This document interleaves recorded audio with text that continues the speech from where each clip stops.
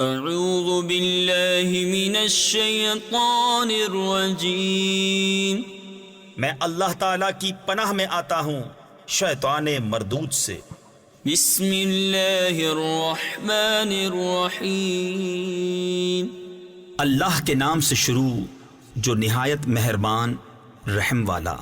الحمد للہ رب العالمین الرحمن الرحیم مالک یوم الدین، ایاک نعبد و ایاک نستعین۔ سب خوبیاں اللہ کو جو مالک سارے جہان والوں کا، بہت مہربان رحمت والا، روز جزا کا مالک، ہم تجھی کو پوجیں اور تجھی سے مدد چاہیں۔ تفسیر خزائن العرفان میں ہے، اس میں یہ تعلیم فرمائی کہ مدد بالواسطہ ہو یا بلا واسطہ، ہر طرح اللہ تعالیٰ کے ساتھ خاص ہے۔ حقیقی مددگار وہی ہے، باقی تمام ذرائع مدد الہی کے مظہر ہیں۔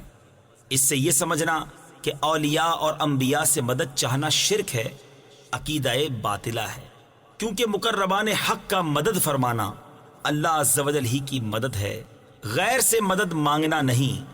اہدنا الصراط المستقیم صراط الذین انعمت علیہم غیر المغضوب علیہم ولا الضالین۔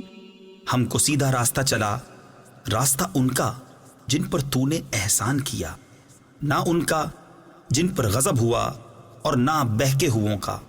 صدق اللہ